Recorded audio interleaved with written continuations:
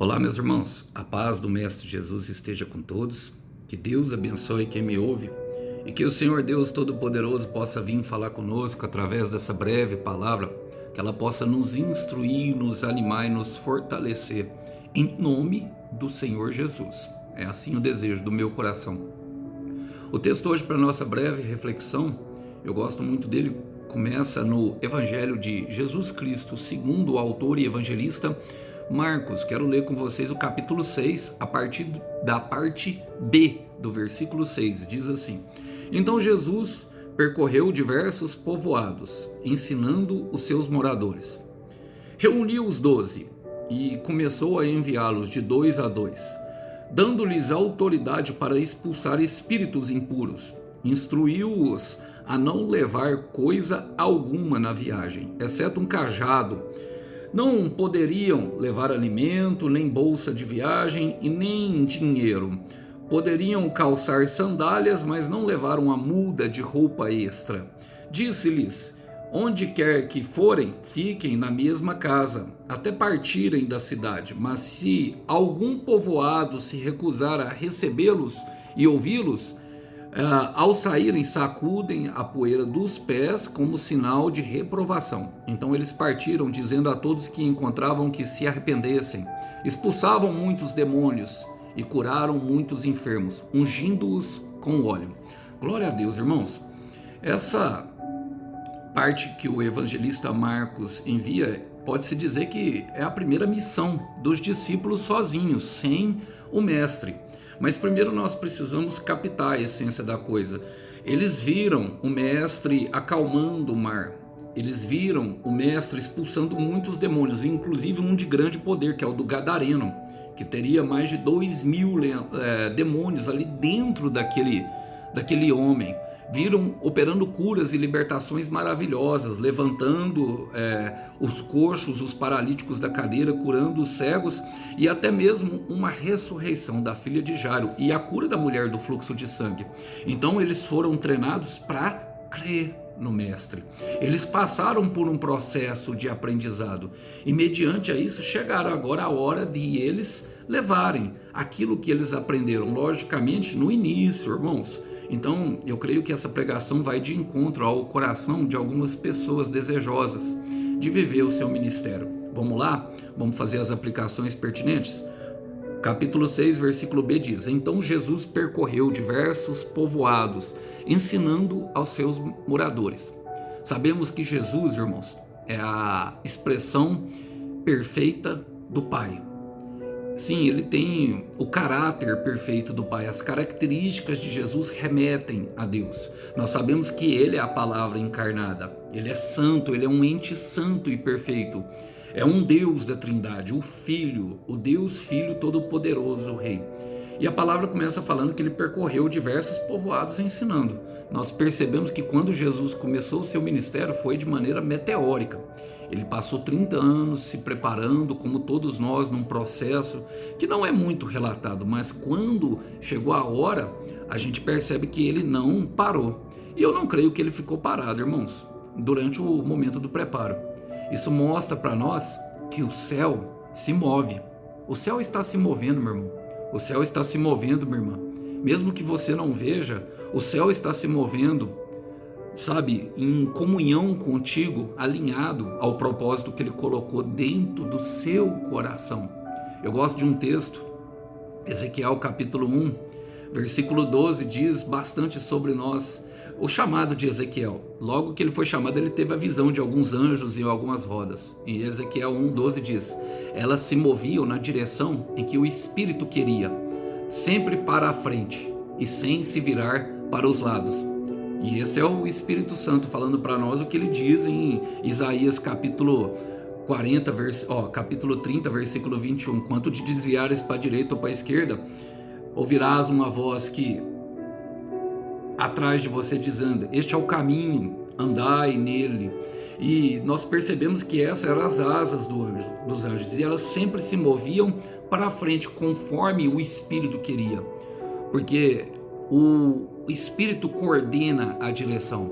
E eu creio que você tem vivido, meu irmão, que você tem vivido, minha irmã, momentos em que tem sido guiado pelo Espírito, mesmo que esteja num processo de espera, como os discípulos, mesmo que esteja num processo em que você não vê nada acontecendo, saiba que o céu já está se movendo. E que mesmo que você esteja parado num processo de aprendizado, você está avançando. Nós estamos avançando sempre para frente. Então não vire para a direita e nem vire para a esquerda, apenas continue. Quando chegou o momento, a palavra fala, reuniu os 12, no versículo 7, e começou a enviá-los de dois em dois, dando-lhes autoridade para expulsar espíritos impuros. Eu gosto muito dessa parte porque eu vejo a minha história, irmãos. Porque como Paulo fala em 2 Coríntios capítulo 3, versículo 6, todos nós somos uma carta viva, escrita por Deus. E o que é uma carta? É uma mensagem. É o que o Senhor está fazendo em nossa vida. A palavra fala que reuniu os 12 e enviou. E a gente envia mensagens, enviamos histórias. Eles vivenciaram, eles aprenderam com o mestre. Eles sabem muito bem o que lhe aconteceram, meu irmão. Então, depois de um período de aprendizado, chegará a hora de você vivenciar o propósito. E perceba algumas nuances de dois em dois. Por quê? Primeiro, cumpre a lei do Antigo Testamento, de um ser testemunha do outro, mas também haveria companheirismo, haveria ajuda mútua. Na hora que um tiver fraco, o outro faz mais força. Então há um aprendizado nisso. Eu sei que durante o processo nós ficamos muito amigos do Espírito Santo, mas na hora do propósito terá uma companhia. Sei que isso já fala muito aos corações de alguns. Por exemplo, Abraão levou Sara, sua esposa, Isaac teve a sua Rebeca. E não estou falando aqui de amizade, não. Estou falando às vezes até de um próprio casamento, irmão. Pode ser que no seu ministério seja um belo casamento. É bom quando o Espírito acalma o nosso coração, não é verdade? Então vivencie o processo, porque os processos se faz necessário. E olha, a palavra continua falando que, além de enviar de 2 a 2, deu-lhes autoridade para expulsar o mal que vinha na frente. Depois de um tempo, depois de um aprendizado, que a autoridade vem, irmão. Então, Deus, irmão, Ele sempre vai nos dar os recursos necessários para que nós venhamos justamente a desempenhar aquilo. Então eu quero falar para você, meu irmão, quero falar para você, minha irmã, que tem vivenciado esse processo. Suporta. Para viver o propósito vale a pena. Para viver o propósito vale a pena, sabe, caminhar com Deus. Isaías capítulo 41, no versículo 10, diz assim, essa é a palavra para você. Olha, quero ler na versão Ferreira de Almeida, porque eu gosto da versão mais antiga. Fala, não temas, porque eu sou contigo. Não te assombres, porque eu sou o teu Deus. Eu te fortaleço, eu te ajudo e eu te sustento com a destra da minha justiça. Em algumas versões traz a destra vitoriosa da minha mão direita, a minha mão vitoriosa direita. É a mão de autoridade do Senhor. Eles viram que Ele tinha autoridade sobre tudo, sobre o mar, sobre os espíritos impuros, sobre as doenças, inclusive sobre a morte. Então esse é o mestre que tem nos treinado. A palavra fala, instruiu-os para não levar coisa alguma na viagem, exceto um cajado.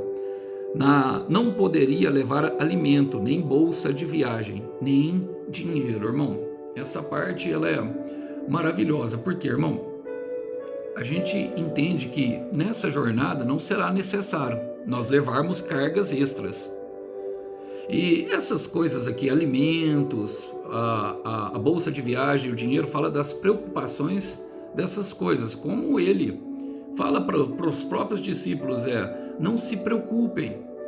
Não se preocupem. Em Mateus 6,34, se o Pai não cuida dos passarinhos, também não vai cuidar de você. Basta o seu dia, a cada seu dia, o próprio mal. Então não é necessário nós levarmos fardos extras.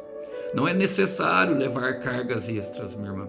E talvez seja esse o processo para que você venha confiar de fato no Mestre, que Ele é poderoso para nos dar muito mais do que nós pedimos e do que nós pensamos.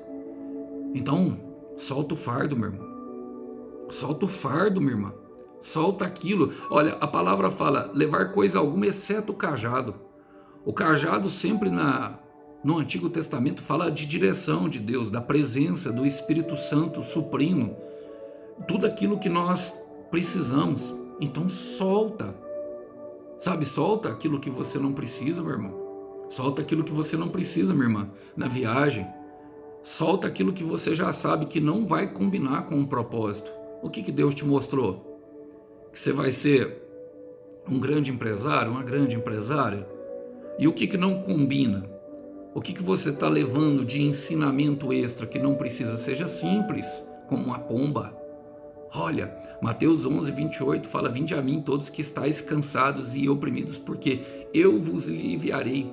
Tomai de mim, que sou manso e humilde, o meu jugo e o meu fardo, que é suave e leve.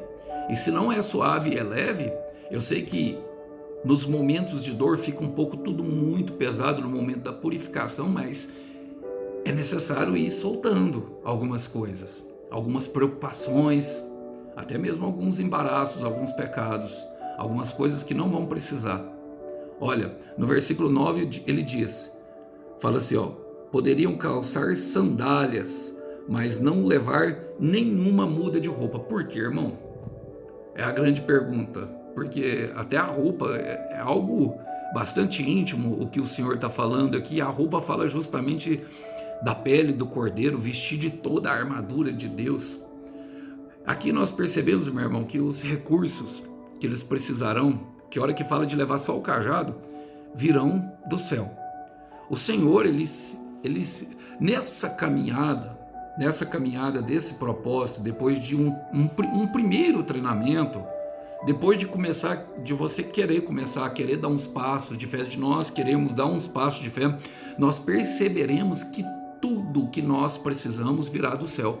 Um escolhido e uma escolhida do Senhor anda pela fé. O justo viverá pela fé, irmão. Abacuque 2,4, o justo viverá pela fé. Olha, eu sei que às vezes não é fácil confiar dessa forma, mas você está sendo treinado e treinada para isso. Nós estamos sendo treinados para isso. Vocês já perceberam que anda havendo escassez em muitas mesas e de pessoas conhecidas, até aqueles que têm um pouco mais de recurso, andam percebendo que a qualquer momento pode acabar? Isso é um trabalhar do Senhor sobre a nação, irmão. Permissão, logicamente é uma permissão, mediante a escolha de alguns. Para quê? Para que venha justamente até a confiança no céu. Os recursos que você precisa virão do céu. Filipenses 4,13. Quero começar no versículo 11. Paulo fala: aprendi a estar contente em toda e qualquer situação. Aprendi a estar contente quando sou honrado, mas aprendi a estar contente quando sou humilhado. Aprendi a estar contente quando tem escassez, mas aprendi a estar contente também na fartura, porque posso todas as coisas naquele que me fortalece. E eu e você podemos todas as coisas em Cristo Jesus. Ele é o Rei da Glória, Ele é poderoso, irmão. E Ele te levará até o final. Olha, a palavra continua falando no versículo 10, para seguir em frente. Disse Ele: onde quer que vocês fiquem na mesma casa, onde quer que vocês forem, fiquem na mesma casa até partirem da cidade. Eu gosto de um princípio estabelecido neste versículo, meu irmão. Este é o versículo 10, que para mim tem bastante valia. Eu gosto de pessoas assim, que tem perseverança, que tem continuidade, que não vê relacionamentos como descartáveis. Hoje tudo é muito descartável e um homem, uma mulher de Deus não trata as pessoas assim. Não é porque surgiu uma casa melhor, não é porque surgiu um emprego melhor, não é porque surgiu um marido melhor, não é porque surgiu uma esposa melhor. Não, permanece com a palavra. Então persevere até o final, meu irmão. Persevere até o final. Aqui é o princípio da continuidade contido no Evangelho. Nós percebemos que só quando há a rejeição da palavra, que é justamente o que o Senhor Jesus fala ali na frente, que haverá uma parte da rejeição, porque Ele rejeita aqueles que rejeitam. A rejeição nunca vem primeiro do Senhor, irmão. É o que fala em 1 Samuel capítulo 2, versículo 30. Eu honro os que me honram, E ele não se agrada em quem retrocede, mas eu rejeito aqueles que me rejeitam. E tem essa parte lá no versículo também. Então persevere até o final. Gálatas 6:9 diz que se nós não nos cansarmos de fazer o bem, colheremos chuvas de bênçãos no devido tempo. Então permaneça na mesma casa, permaneça no mesmo casamento. O seu filho não vai deixar de ser seu filho porque começou a fumar maconha ou cheirar cocaína. O seu filho não vai deixar de ser seu filho porque começou a assumir ideologias do inferno. É seu filho, é sua filha, é seu pai, é sua mãe, e devemos aprender a ter maturidade de se relacionar com as pessoas, não concordando com o que elas fazem, porque elas não são aqui como elas agem. Elas têm uma identidade e talvez apenas estejam cegas. No versículo 11 diz: mas se algum povoado se recusar a recebê-los, a ouvi-los, ao saírem, sacudam a poeira dos seus pés como sinal de reprovação. E aqui nós falamos completamente daquilo que é o profeta, irmão. É o escolhido de Deus, é o mensageiro, o apóstolo, a pessoa que é o ungido do Senhor, aquele que é escolhido para a missão. Muitas vezes vai acontecer isso, irmão, a reprovação do mensageiro. Escuta que a palavra não querem nem recebê-lo e nem ouvi-lo. Recebê-lo fala justamente de entender que ele teve uma caminhada para chegar até ali. E o Senhor sabe, meu irmão, o Senhor sabe, minha irmã, quantas orações você fez no quarto, chorando, quanto dura foi a caminhada. Ele consegue contar até os grãos de areia que você teve para caminhar e a chegar até lá, para levar uma mensagem de amor. Ele sabe o quanto lhe custou. Ele sabe o quão doeu, e quem leva o caminho, a verdade e a vida para as pessoas sabe o quão difícil é. E às vezes a missão ela é muito ingrata. Na verdade não é às vezes, muitas vezes. É uma missão ingrata. As pessoas batem a porta na nossa cara, nos menosprezam, nos afrontam, às vezes até xingam, e às vezes até tratam a gente como uma fraude. Mas como diz Paulo, eu sei em quem tenho crido, você sabe em quem você tem crido? Então, a reprovação do mensageiro, na verdade, não é do mensageiro. A reprovação do profeta não é do profeta. A reprovação do escolhido não é do escolhido. Essa rejeição é para o próprio Deus. E olha como ele leva isso bastante a sério. 1 Samuel, capítulo 8, versículo 7. Ali numa conversa do profeta Samuel, ali agora, nesse momento, era Samuel que estava meio chateado justamente com as pessoas, com os israelitas e com tudo aquilo que havia acontecido. E então, eles pediram um novo rei, que viria na forma de Saul. E esse reinado, por si mesmo, foi desastroso. E nós já sabemos o que acontece. Nós já sabemos quando a escolha é feita pela vontade humana, pela natureza adâmica, nós já sabemos. Mas o Senhor fala em 1 Samuel capítulo 8, versículo 7, até numa forma de consolo ao profeta, ele fala: disse o Senhor a Samuel: ouve a voz do povo em tudo quanto te dizem, pois não é a ti que eles têm rejeitado, porém a mim, para que eu não reine sobre eles. E o futuro está no livre-arbítrio de cada um, irmão. É a frase que eu mais uso aqui, vocês já viram? Então use-o. Saiba que a reprovação do mensageiro, a sua reprovação, não é sua, é dele. No versículo 12 diz: então eles partiram, dizendo a todos que encontravam que se arrependessem. E eu amo essa parte, porque alguns nós teremos que falar: se arrependa, raça de víboras, se arrependa, crente ruim.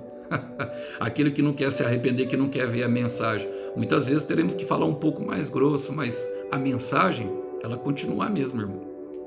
Nós vemos os profetas e todos antes, justamente aqui nós vimos agora o Senhor, o Samuel falando ao Senhor, e quando veio João Batista era justamente a mesma mensagem: arrependei-vos.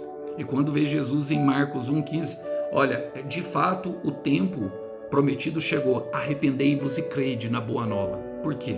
A mensagem não mudou, meu irmão, e ela continua a mesma. Nós percebemos que aqui entra no processo. Aqueles que vivenciaram o processo são enviados agora a tratar com autoridade sobre a maldade, com autoridade sobre os espíritos impuros, para curar e para restaurar o caído, irmão.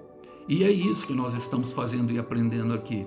A mensagem não mudou, mas o processo vem depois da aceitação da mensagem. Primeiro, a palavra, aí no versículo 13 fala: expulsaram demônios, muitos demônios, e curaram muitos enfermos, ungindo-os com óleo. Agora, se tivesse rejeitado a palavra, se não tivesse ouvido eles, tinha expulsado o demônio? Não. Tinha cura? Não.